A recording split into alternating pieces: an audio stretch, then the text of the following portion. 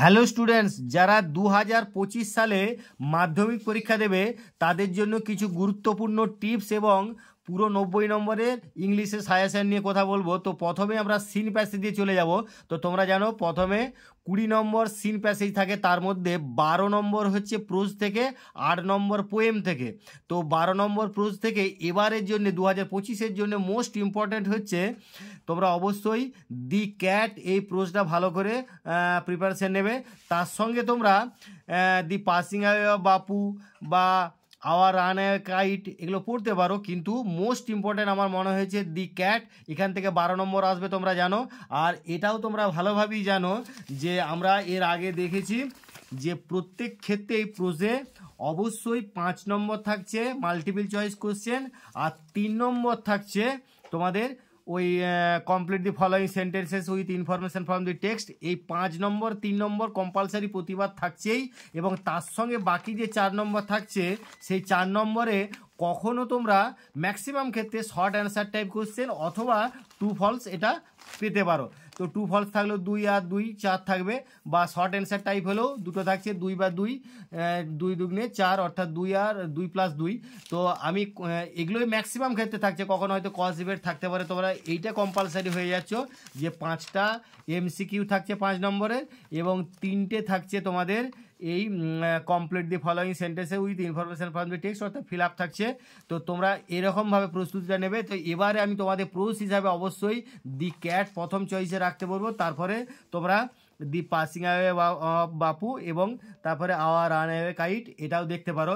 আর পোয়েমের ক্ষেত্রে অতি অবশ্যই, পোয়েমে তোমরা জানো 8 নম্বর থাকে, পোয়েমের ক্ষেত্রে অতি অবশ্যই দি স্নেলকে ফার্স্ট প্রেফারেন্স রাখবে, তারপরে হয়তো ফ্যাবেল বা সি ফিভার থাকতে পারে, কারণ তোমরা জানো এবারে ফাদার সেলফ এখান থেকে প্রোজ থেকে পড়েছিল।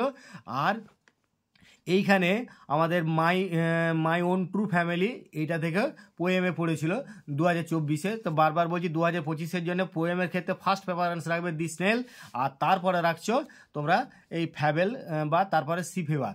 আর অতি অবশ্যই তোমরা জানো যে পোয়েম থেকেও আমরা 4টে পাচ্ছি, এখানে তোমরা ভালো করে দেখে নাও, 4টে আমরা এমসিকিউ টাইপের কোশ্চেন পাবো পোয়েমে। অতি অবশ্যই 4টে এমসিকিউ টাইপ কোশ্চেন থাকবে। আর থাকবে তোমাদের 4 নম্বরের হয় যদি প্রোজে ট্রু ফলস দিয়ে থাকে 2 প্লাস 2, তাহলে পোয়েমের ক্ষেত্রে 2 প্লাস 2 শর্ট অ্যান্সার টাইপ দিয়ে থাকবে। অর্থাৎ যদি আবার প্রোজের ক্ষেত্রে শর্ট অ্যান্সার টাইপ ওইটা 4 নম্বর থাকে, তাহলে এই ক্ষেত্রে তোমাদের ট্রু ফলস থাকবে। এই হচ্ছে 12 প্লাস 8 20 নম্বর। তো তোমরাকে আমি যেরকম বললাম এরকমভাবে তোমরা অতি অবশ্যই এই প্রেফারেন্সগুলো দিয়ে ভালো করে প্রস্তুতিটা নেবে। এরপর আমরা চলে যাব আনসিনে যে 20 নম্বর থাকে। তো আনসিনে ম্যাক্সিমাম ক্ষেত্রে কি থাকে না, একটা নিউজ পেপার থেকে কোনো একটা তোমাদের অংশ তুলে দেওয়া হয়। তো এইটা সাধারণত কোন সময়কারগুলো হতে পারে না, তোমরা এই যে 2025-এ যেহেতু পরীক্ষা দেবে, 2024-এ সাধারণত জুন থেকে জুন জুলাই আগস্ট সেপ্টেম্বর এই 3-4 মাসের মধ্যে কোনো ইংরেজি দৈনিক সংবাদপত্র থেকে হয়তো কোনো একটা অংশ তুলে দিতে পারে। তো সেইভাবে তোমরা যদি এই সময়কার ডেলি ইংলিশ নিউজ পেপারগুলো পড়ো, তার থেকে হয়তো কোনো একটা অংশ পেতে পারো। তো যাই হোক, এখানে তোমরা অতি অবশ্যই জানো কেমনভাবে মার্কস ডিভিশনটা থাকে না, তোমরা 6 নম্বর অতি অবশ্যই ওই মাল্টিপল চয়েস কোয়েশ্চেন পাবে। 6 নম্বর মানে 6টা মাল্টিপল চয়েস কোয়েশ্চেন থাকে, আর সেখানে তোমাদের শর্ট অ্যান্সার টাইপ কোয়েশ্চেন এই ট্রু ফলস থাকছে 3টে থাকছে সেখানে 6 নম্বর।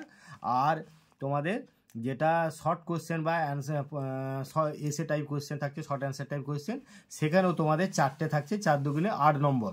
তো তোমরা কোশ্চেন ডিভিশনটা মানে মার্কস ডিভিশনটা আরেকবার আমি বলছি যে তোমাদের 6টা মাল্টিপল চয়েস কোশ্চেন থাকছে, আর 3টে থাকছে ট্রু ফলস, অর্থাৎ 3 দুগুণে 6 2 নম্বর করে থাকবে, মানে একটা সাপোর্টিং স্টেটমেন্ট লিখতে হচ্ছে আর টি অথবা এফ লিখতে হচ্ছে। আর তারপরে থাকছে তোমাদের শর্ট অ্যান্সার টাইপ কোশ্চেন, যেখানে 4টে থাকবে, 4 দুগুণে 8 নম্বর 2 নম্বর করে থাকবে। তো তোমরা আমি বারবার বললাম যে যেহেতু 2025-এ যখন পরীক্ষা দেবে, তোমরা 2024-এর ওই জুন জুলাই মাস থেকে, অর্থাৎ জুন থেকে জুন জুলাই আগস্ট সেপ্টেম্বর বা অক্টোবর, ম্যাক্সিমাম হলে অক্টোবর, এই 4 থেকে 5 মাসের মধ্যে যে ডেলি ইংলিশ নিউজ পেপার থাকে তার কোনো একটা অংশ তুলে দিতে পারে। তোমরা সেইভাবে একটু প্রস্তুতি নেবে।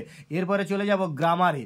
তো তোমরা অতি অবশ্যই জানো যে গ্রামারে যে আমাদের 3 নম্বর প্রথমেই থাকছে, 20 নম্বরের তো গ্রামার থাকে, তাহলে 3 নম্বর প্রথমেই থাকছে তোমাদের ভার ফর্মগুলো, এই ভার ফর্মগুলো কিন্তু তোমাদের টেক্সট বইয়ের কোনো একটা অংশ থেকেও দিতে পারে। তা অতএব যে তোমাদের প্রোজ পোয়েমগুলো সিন প্যাসেজ পড়বে সেগুলো বাদ দিয়ে অন্য প্রোজ পোয়েম থেকে কোথাও কিন্তু একটা ছোট্ট একটা অংশ 3-4 লাইনের একটা অংশ তুলে দিতে পারে বা একটা ছোটো প্যারাগ্রাফ দিতে পারে। তো সেখানে তোমাদের ভার ফর্মে যেহেতু 3টে করে অপশান থাকে, তোমরা একটু পুরো অংশটা পড়ে নিয়ে তারপরে সেই অংশটার মধ্যে একটু টেন্সটা খেয়াল করে সেটা সঠিকটা এখানে কিন্তু বারবার বলেছে, দেখবে এগুলো উত্তর লেখার স্টাইলগুলো একটু খেয়াল করবে যে write the correct alternative to fill in the blanks. এখানে কিন্তু অল্টারনেটিভটা লিখতে হবে, এখানে কিন্তু টিক মার্ক বা কোথাও আন্ডারলাইন করলে হবে না, এটা কিন্তু খেয়াল রাখবে। এখানে কিন্তু এই 3টে যে অল্টারনেটিভ দেওয়া থাকবে তার সঠিকটা কিন্তু এখানে লিখবে, সেই রকমভাবে তোমরা মানে ভুল করো না, এখানে টিক মার্ক বা আন্ডারলাইন করবে না, এটা কিন্তু একটু খেয়াল করবে। বা তাছাড়া তোমাদের সিন প্যাসেজেও একটু বলে দিই যে এইখানে বলাই থাকে, দেখবে যে write the correct alternative in the given page to complete the following sentences. অর্থাৎ এখানে যে 4টা অল্টারনেটিভ থাকছে তার সঠিকটা কিন্তু এখানে সঠিক দাগ নাম্বারটা দিয়ে সেই অংশটা কিন্তু ওই দাগ নাম্বারের যে অংশটা আছে সেটা লিখে দিতে হবে। কিন্তু এইভাবে কিন্তু করতে হবে, এখানে কোনো শুধু টিকমার্ক দিয়ে দিলাম বা আন্ডারলাইন করে দিলাম এটা কিন্তু হবে না। আর তোমাদের যেগুলো এখানে complete the following sentences with information from the text, অর্থাৎ পাঠ্যাংশ থেকে তথ্য নিয়ে যেগুলো পূরণ করতে হবে সেগুলো কিন্তু যে অংশটা রয়েছে তারপর থেকে ওইখানে কোনো একটা অংশ তুলে নিয়ে যেন একটা কমপ্লিট সেন্টেন্স হয়, অর্থাৎ একটা কমপ্লিট মিনিংফুল সেন্টেন্স হয় সেটা কিন্তু খেয়াল করবে। এবং এইখানে যে শব্দগুলো আছে সেই শব্দগুলো প্যাসেজের কোন জায়গায় আছে সেই জায়গাটা একটু পড়ে নেবে, তারপর সেই অংশটাতে বা সেই লাইনটা বা সেন্টেন্সটার মধ্যেই বাকি অংশটা থাকবে, এটা একটু খেয়াল করে নেবে। আর টিএফের ক্ষেত্রে বারবার বলছি যে এখানে টি যে বক্সটা থাকবে সেটা টি মানে ক্যাপিটাল লেটারে কিন্তু খেয়াল করবে যে এরকম ক্যাপিটাল লেটারে টি, অথবা যদি ফলস হয় তাহলে ক্যাপিটাল লেটারে এফ লিখছে।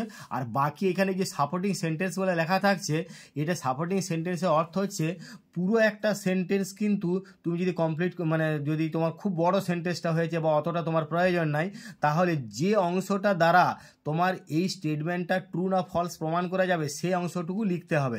একটা সেন্টেন্সের কিছুটা অংশ হতে পারে বা পুরো সেন্টেন্সটাও হতে পারে, বা তুমি যদি বুঝতে না পারছো যে কোন অংশটা লিখলে হবে ওই সেন্টেন্সটাতে এখানের স্টেটমেন্টটা সম্পর্কিত শব্দগুলো রয়েছে, তাহলে পুরো সেন্টেন্সটা লিখবে। সেই ক্ষেত্রে বারবার বলছি যে যদি একটু ছেড়ে দাও তাহলে প্রথমে একটু সিঙ্গেল কোটেশন মার্ক দিয়ে তারপরে কিছুটা ডট ডট দিয়ে সেই অংশটা লিখলে, তারপরে যদি পুরোটাই লিখো তাহলে ফুল স্টপ দিয়ে কোটেশনটা শেষ করলে, ফুল স্টপ মানে পুরোটাই না লিখলে ছেড়ে দিলে কিছুটা ছেড়ে দেওয়ার পরে ডট ডট দিয়ে তারপরে কোটেশন মার্কটা শেষ করবে।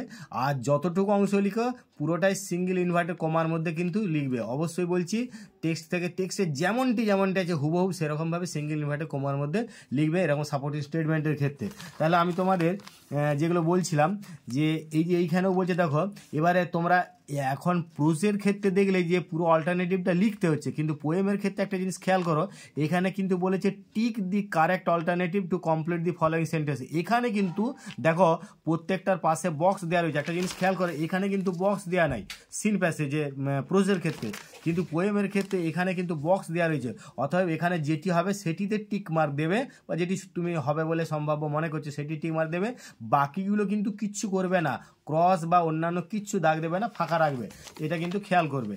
আর তোমরা শর্ট অ্যান্সার টাইপ কোশ্চেনের ক্ষেত্রে বারবার বলছি এখানে যেমনটি যে টেন্সে আছে সেই টেন্সই উত্তর লিখবে, এখানে যে টেন্সে আছে সেই টেন্সই উত্তর লিখবে। প্লাস এখানে একটা জিনিস খেয়াল করবে যে এই প্রশ্নটারই শব্দগুলো যতটা সম্ভব ব্যবহার করবে, এই প্রশ্নের শব্দগুলোকে সাজিয়ে নিয়ে তারপরে প্যাসেজে অবশ্যই উত্তরটা রয়েছে সেই প্যাসেজে কিছু শব্দ দিয়ে পুরোটা কমপ্লিট মিনিংফুল অ্যান্সারটা করবে, সেরকমভাবে লিখবে। আর এখানে তোমাদের অনেকটা পেজ দেওয়া থাকে, তোমাদের চিন্তার কিছু নাই, তবু একটু ছোট ছোট করে লিখবে যাতে করে তোমার এই জায়গার মধ্যে তোমার পুরো অ্যান্সারটা ধরে যায়। তোমার এখানে যেহেতু এখানে শব্দ লিমিট নাই, এটা একটা খেয়াল করবে যেখানে এখানে প্রশ্নগুলো উত্তরটা লেখার কোনো ওয়ার্ড লিমিট নাই, তাহলে ওয়ার্ড লিমিট নাই মানে তোমার মনে হচ্ছে যে আরও একটু উত্তরটা আমার বোঝানো যায় আরও 2-4টে শব্দ দরকার, তুমি সেইভাবে দিতে পারো, দিয়ে এইভাবে পুরো জায়গাটার মধ্যে কমপ্লিট করবে। তবে চেষ্টা করবে এই দেয়া জায়গাটার মধ্যেই যেন হয়ে যায় আর তোমার বাড়তি জায়গার জন্য প্রয়োজন না হয়।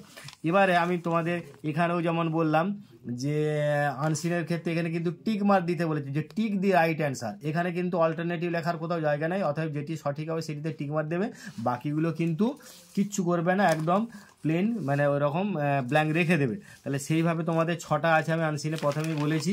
তারপরে এখানেও সেই শর্ট অ্যান্সার টাইপ কোশ্চেন যেরকম বললাম আগে সিনের ক্ষেত্রে সেরকম। আর এখানেও দেখো ট্রু ফলসের ক্ষেত্রেও টি বা এফ লিখবে। তোমরা এটা কিন্তু নিশ্চিন্ত থাকতে পারো, যদি কোনো কারণে ধরো মানে টি বা এফ তোমাকে লিখতেই হবে। যদি তোমার উত্তরটা টি হয়, সেটা যদি ঠিক হয়ে যায় তাহলে তো তুমি 1 নম্বর পাচ্ছ। আর যেখানে 1+1 দেওয়াই আছে, আর 1 নম্বর হচ্ছে তোমার সাপোর্টিং স্টেটমেন্টের জন্য। সাপোর্টিং স্টেটমেন্ট কোনো রকম ভুল হয়েও গেলে কিন্তু তুমি এই সঠিক টি বা এফটার জন্যে ওই যদি ওইটা সঠিক হয়ে থাকে তাহলে অবশ্যই 1 নম্বর পাচ্ছ। কিন্তু এরকম নয় তোমার স্টেটমেন্টটা ঠিক হয়ে গেছে অর্থাৎ সাপোর্টিং স্টেটমেন্টে, কিন্তু ওইখানে টি বা এফ ভুল হয়েছে, তাহলে কিন্তু 1 নম্বর পাওয়ার কোনো আশা নাই। তাহলে সেই জন্যই প্রথমেই চিন্তাভাবনা করবে যে আগে সাপোর্টিং স্টেটমেন্টটার আগে আমাকে এখানে টি না এফ সেটি সঠিক করে লিখতে হবে। আর এখানে যে জায়গাটা রয়েছে এই জায়গার মধ্যেই চেষ্টা করবে সিঙ্গেল ইনভার্টেড কমার মধ্যে পুরো অংশটা তুলে লিখতে। আর এখানে মানে যেগুলো শর্ট অ্যান্সার টাইপ কোয়েশ্চেন সেখানেও বলছি অনেকটা জায়গা রয়েছে, তোমার ওখানে প্যাসেজে সুন্দর করে সব উত্তর দেওয়া রয়েছে। শুধু এই প্রশ্নগুলো যে টেন্সে আছে সেই টেন্সে ওই প্যাসেজ থেকে সেইভাবে সেন্টেন্সগুলো খুঁজে নিয়ে লিখবে। এইভাবে তোমাদের আমি মার্কসের ডিভিশনটা বলে দিলাম। এবারে সিন বলেছি। এবারে গ্রামারের ক্ষেত্রে যেটা বারবার বলছি, গ্রামারে প্রথমেই 3 নম্বর থাকছে ভার্ব ফর্মে। সেখানে খুব সম্ভাবনা তোমাদের হয়তো ওই বিভিন্ন প্রোজ থেকে দিতে পারে, কোনো 3-4 লাইন বা কোনো একটা ছোট্ট প্যারাগ্রাফ থেকে দিতে পারে। আর তারপরে আর্টিকেল প্রিপোজিশন থাকছে। এখানে আর্টিকেল প্রিপোজিশনে যেটি হবে, যেখানে আর্টিকেল হবে সেখানে আর্টিকেল লিখলে, যেখানে প্রিপোজিশন হবে সেরকম প্রিপোজিশন লিখলে। তবে এরকম খেয়াল করবে না যে পরপর দুটোই একই আর্টিকেল হচ্ছে তাহলে হবে কি না, কি পরপর দুটো একই প্রিপোজিশন হচ্ছে হবে কি না, এরকম না। একই প্রিপোজিশন পরপর হতে পারে, একই আর্টিকেলও পরপর হতে পারে, সেই নিয়ে চিন্তা না। তুমি শুধু প্যাসেজটা গোটাটা বারবার বলছি ভালো করে গোটা প্যাসেজটা পড়ে নেবে, পড়ে নিয়ে সম্ভব যেগুলো আর্টিকেল প্রিপোজিশন হতে পারে সেটা দেবে। আবার আর্টিকেল প্রিপোজিশনের ক্ষেত্রেও কিন্তু তোমাদের ওই প্রোজ থেকে কোনো একটা 3-4 সেন্টেন্স বা কোনো একটা ছোটো প্যারাগ্রাফ কিন্তু তুলে দিতে পারে। আর এখানে এবারে খেয়াল করো যেগুলো ডু অ্যাজ ডাইরেক্টেড, অতি অবশ্যই একটা তোমাদের ভয়েস চেঞ্জ থাকছে, আর অতি অবশ্যই একটা ন্যারেশন চেঞ্জ থাকছে।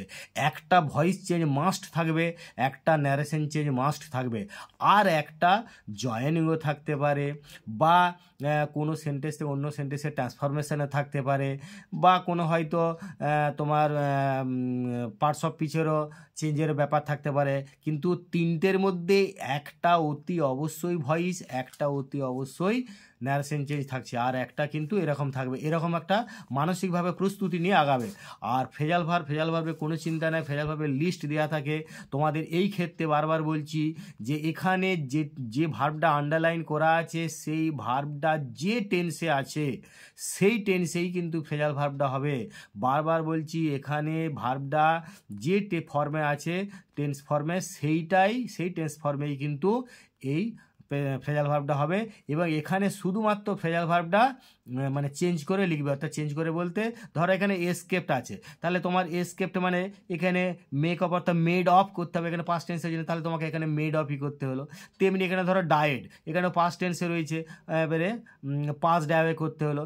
কিন্তু কোথাও খেয়াল করবে যেমন এখানে হাইড রয়েছে, তাহলে সেই ক্ষেত্রে তুমি এখানে হোল্ড ব্যাক করলে, তাহলে সেই জন্যে এখানে প্রেজেন্ট এসে। তবে তোমাদেরকে একটা জিনিস খেয়াল করবে যে অনেক ক্ষেত্রে দেবে যেমন ডায়েড, ধরো ডায়েড পাস্ট ফর্মও বটে আবার পাস্ট পার্টিসিপল ফর্মও বটে, কিন্তু তোমাকে এইখানে পুরো সেন্টেন্সটাতে দেখে নেবে যে এই ভার্ব ফর্মটা পাস্ট পার্টিসিপলে আছে না পাস্ট ফর্মে আছে, এটা কিন্তু খেয়াল করবে। নাহলে ডায়েড পাস্ট ফর্ম তুমি এখানে যদি পাস্ট ডায়ে করে দিলে এখানে পাস্ট ফর্ম বলে ঠিক মিলে গেল, কিন্তু ধরো কোথাও হ্যাড ডায়েড রয়েছে সেখানে কিন্তু সেটাও যেহেতু এখানে পাস্ট ডায়ে পাস্ট এইটারও পাস্ট পার্টিসিপল ফর্মটা পাস্ট মিলে গেল ঠিক আছে, কিন্তু সব ক্ষেত্রে মেলে না।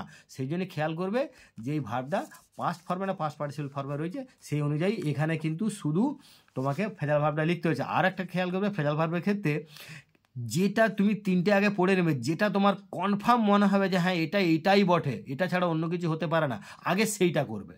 আগে যেটা কনফার্ম সেটা করবে, তারপরে বাকি অন্যগুলো যদি অসুবিধা হয় অনুমান করে করবে। কারণ একটা ফ্রেজাল ভার্ব তুমি প্রথমে ভুল করে দিয়ে একটা ভুল করে দেওয়া মানে দুটো ভুল হয়ে গেল, কারণ অন্যটা তো তোমাকে ওখানে পূরণ করতে হবে না, সেটাও অটোমেটিক্যালি ভুল হয়ে যাবে। সেই জন্য এই জিনিসটা খেয়াল করবে। এবারে যেটা আমরা যাবো যে আনসিন থেকে যে ফাইন্ড আউটগুলো, অর্থাৎ আনসিন থেকে এই চারটের মানে খুঁজে বার করতে হবে। তো সেই ক্ষেত্রে অবশ্যই তোমরা যখন আনসিনটা পড়ছো তখন একটু ভালো করে তো পড়ে নিচ্ছে, দিয়ে আবার এগুলো যখন পাবে এইখানে একটা জিনিস খেয়াল করবে, এই শব্দটা সাধারণত যে পার্টস অফ স্পিচে থাকে এবং ভার্ব হলে আইএনজি বা ইডি ফর্মে যদি এখানে থাকে, সাধারণত প্যাসেজেও ঠিক সেই ফর্মেই থাকবে। এটা একটা খেয়াল করবে যে এখানে যে পার্টস অফ স্পিচে বা ভার্বের যদি আবার আইএনজি বা ইডি ফর্ম থাকে তাহলে ওইখানেও থাকবে, সেগুলো খেয়াল করবে। আর তার সঙ্গে এইগুলো ভালো করে অর্থটা বুঝে নিয়ে আনসিনে লাইন বাই লাইন একটু করে খোঁজ করবে, কারণ এখানে প্রচুর নম্বর থাকে, একটার জন্য 2 নম্বর থাকে। সেই জন্য একটু ধৈর্য সহকারে আনসিনটা আরেকবার পড়বে, পড়ে এগুলো করার চেষ্টা করবে এবং এগুলো ঠিক বক্সের মধ্যে রাখবে। এবার যেটা মোস্ট ইম্পর্ট্যান্ট তোমাদেরকে বলার, সেটা হচ্ছে রাইটিং। রাইটিং অতি অবশ্যই ভালো করে শুনে নাও কীভাবে প্রস্তুতি নেবে। এবারের জন্যে অবশ্যই এডিটরকে লেটার প্র্যাকটিস করবে। এডিটরকে বা অফিসিয়াল লেটার আসার প্রবল সম্ভাবনা। এডিটরকে বা অফিসিয়াল লেটার অবশ্যই প্র্যাকটিস করবে। এডিটরকে কিভাবে লেটার লিখবে। তবে এ প্রসঙ্গে বলি, আমার চ্যানেলে কিন্তু প্রচুর তোমাদের এই লেটার নিয়ে ভিডিও দেওয়া আছে, সমস্ত রাইটিং দিয়ে ভিডিও দেওয়া আছে, এই গ্রামাটিক্যাল প্রচুর ভিডিও আছে, আগের ইয়ারের বা অন্যান্য ইয়ারের টেস্ট পেপার কোর্সে দেওয়া আছে, তোমরা কিন্তু সেগুলো দেখতে পারো। অতি অবশ্যই দরকার হলে চ্যানেলটা সাবস্ক্রাইব করে রাখো, কারণ আমি খুব শীঘ্রই যত তাড়াতাড়ি এবিটিএ টেস্ট পেপার বেরোবে তত তাড়াতাড়ি তোমাদের ভিডিও আমি আপলোড করব। এবং খুব সম্ভাবনা আজকের ডেটের পর থেকে সম্ভবত 2024-25-এর যে টেস্ট পেপার সেটা হয়তো 1 থেকে 2 দিনের মধ্যেই বেরিয়ে যাচ্ছে, এবং 1 থেকে 2 দিনের মধ্যেই আমি এবিটিএ টেস্ট পেপার নিয়ে গ্রামাটিক্যাল বা সিন আনসিন রাইটিং সম্পর্কিত ভিডিও তোমাদেরকে এই চ্যানেলে আপলোড করে দেবো। তোমরা চ্যানেলটা সাবস্ক্রাইব করে রাখো, যাতে তাড়াতাড়ি নোটিফিকেশানটা অল করে রাখবে, যাতে তাড়াতাড়ি তোমাদের কাছে ভিডিওটা পৌঁছায়। তো আমি বারবার বলছি, তোমরা এবারের জন্যে রাইটিংয়ে অতি অবশ্যই একটা লেটার করবে। সেই লেটারটা অফিসিয়াল লেটার, বিশেষ করে অফিসিয়ালের মধ্যে এডিটরকে লেটার পড়ার প্রবল সম্ভাবনা আছে। আর তোমরা জানো 3টে রাইটিং পড়ে, প্রত্যেকটা রাইটিং 10 নম্বর করে এবং 100 শব্দের মধ্যে লিখতে বলে। তবে তোমরা এরকম ভয় খেয়ে যাওনি যে 100 থেকে 2-4টে প্লাস মাইনাস হতেই পারে, তো সেটার জন্যে তোমাদের কোনো বিশেষ নম্বর কাটা যাবে এরকম কিন্তু কিছু ব্যাপার নয়। তোমরা চেষ্টা করবে 100-র আশেপাশে লিখতে, 2-4টে কম বেশি। তো বারবার বলছি, তোমরা প্রত্যেকটা শব্দ যে গুনতে হবে এরকম কোনো কিছু ব্যাপার নাই। আর এবারে লেটারের একটা হলো, আর তার সঙ্গে তোমাদের এবারের জন্য মোস্ট ইম্পর্ট্যান্ট, আমি অন্যান্য সালের যে কোশ্চেনগুলো স্টাডি করে বুঝেছি, এবারে স্টোরি রাইটিং কিন্তু অত্যধিক ইম্পর্ট্যান্ট আছে। তোমরা স্টোরি রাইটিং কিন্তু অবশ্যই একটা করতে হবে, তাহলে স্টোরিগুলো তোমরা অবশ্যই করবে। কিছু যেগুলো কমন স্টোরি, এবং কমন স্টোরি করলে টাইটেল দিতে ভুলবে না। টাইটেলে হেডিংয়ে কিন্তু আর্টিকেল, প্রিপোজিশন, কনজাংশন ছাড়া সব শব্দের ক্যাপিটাল লেটার টাইটেল TITLE বলে লিখে দিয়ে সে হেডিংটা অতি অবশ্যই ভালো করে দেবে। টাইটেল দিতে মোটেই ভুলবে না। আর যদি সেটা ফ্যাবেল অর্থাৎ নীতিমূলক গল্প হয় তাহলে অতি অবশ্যই পারো তো মোরালটার নিচে মোরাল বলে দেবে। আর ওখানে পয়েন্টগুলো থাকবে, সেই পয়েন্টগুলোকে তোমাকে কাভার করতে হবে। তুমি যে স্টোরি প্র্যাকটিস করে যাও না কেন, ধরো তোমাকে যেমন আমি উদাহরণস্বরূপ বললাম যে দি থার্স্টি ক্রো, এখানে দেখবে যে পয়েন্ট অনুযায়ী তুমি প্র্যাকটিস করেছো সেই পয়েন্ট অনুযায়ী দি থার্স্টি ক্রো প্র্যাকটিস করে গেলেও তোমাকে হয়তো দেখা গেল যে এইখানে যে পয়েন্টগুলো আছে সেই পয়েন্টগুলো ধরেই তোমাকে কিন্তু করতে হবে, কারণ প্রত্যেকটা পয়েন্টের উপরে নম্বর রয়েছে, সেই জন্যই প্রত্যেকটা পয়েন্টকে কাভার করে তোমাকে লিখতে হবে। এবং স্টোরি মানে তোমার লেখার প্রসেস জানো, আমি আমার চ্যানেলে স্টোরি সম্পর্কিত অনেক ভিডিও দেওয়া আছে, অনেক ইম্পর্টেন্ট স্টোরিও দেওয়া আছে, তোমরা সেগুলো দেখতে থাকো। আর তার সঙ্গে আবার বারবার বলবো, ওই স্টোরি তো সবই 100 নম্বর, 100টা শব্দ, 100টা শব্দের মধ্যে লেখার চেষ্টা করো। আর একটা জিনিস হচ্ছে, তোমাদের স্টোরি কিন্তু যদি নীতিমূলক গল্প হয় তাহলে মরালটা বা নীতিকথাটা লাস্টে দেওয়া কিন্তু খুবই জরুরি। তারপরে হচ্ছে তোমাদের আরেকটা রাইটিং পড়বে অতি অবশ্যই। সেই জন্য এবারে রাইটিং হিসাবে আমার যে আগের সালের কোশ্চেনগুলো আমার স্টাডি করে যেটুকু মনে হয়েছে, তোমাদের এবারের জন্য কিন্তু ফ্লো চার্ট খুব ইম্পর্ট্যান্ট। ফ্লো চার্ট তোমরা ফ্লো চার্ট কিন্তু অতি অবশ্যই করে রাখবে। ফ্লো চার্ট তোমরা জানো পয়েন্ট দেওয়া থাকবে, সেই পয়েন্টগুলোকে বিভিন্ন লিঙ্কার ব্যবহার করে করতে হয়। ফ্লো চার্ট নিয়ে প্রচুর ভিডিও দেওয়া আছে আমার, আর বেশ যেগুলো এবারে 2025-এর জন্য ইম্পর্ট্যান্ট সেগুলো অনেক কিছু দেওয়া আছে। তো তোমরা ফ্লো চার্টটা অবশ্যই প্র্যাকটিস করে এই 3 ধরনের রাইটিং অতি অবশ্যই প্র্যাকটিস করবে। এই 3 ধরনের রাইটিং পড়ার প্রবল চান্স আছে। তার সঙ্গে তোমাদের যারা প্র্যাকটিস করতে পারবে তারা হয়তো কিছু ডায়ালগও পড়তে পারো, সেগুলো ডায়ালগও করতে পারো, সামারি করতে পারো, কিন্তু এই 3 ধরনের রাইটিংকে সবার আগে প্রেফারেন্স দেবে। যাই হোক, আবার বলছি, আমি 1 দিনের মধ্যে, 1 থেকে 2 দিনের মধ্যেই তোমাদের এবিটিএ টেস্ট পেপারে বিভিন্ন ভিডিও আমি অতি শীঘ্রই আমি এখানে আপলোড করে দেবো। তোমরা দেখতে থাকো, তোমরা চ্যানেলটা সাবস্ক্রাইব করে রাখো যাতে করে তাড়াতাড়ি তোমাদের কাছে ভিডিওগুলো পৌঁছায়, এবং যতদিন না তোমাদের পরীক্ষা আছে ততদিন আমি বিভিন্ন ইম্পর্টেন্ট ভিডিও নিয়ে আসবো। যাই হোক, তোমরা আমার কথাগুলো আশা করি তোমাদের একদম সুন্দর করে বুঝতে পেরেছো, বা তোমরা এগুলো মনে রেখে সেই মতো কাজ করবে। তোমাদের পরীক্ষা ভালো হবে, প্রস্তুতি অবশ্যই ভালো হবে, পরীক্ষাও ভালো হবে, তোমরা নিশ্চিন্তে থাকো। যাই হোক, তোমাকে অসংখ্য ধন্যবাদ জানাচ্ছি, কারণ তোমরা আমার কথাগুলো ধৈর্য ধরে অনেকক্ষণ ধরে শুনলে।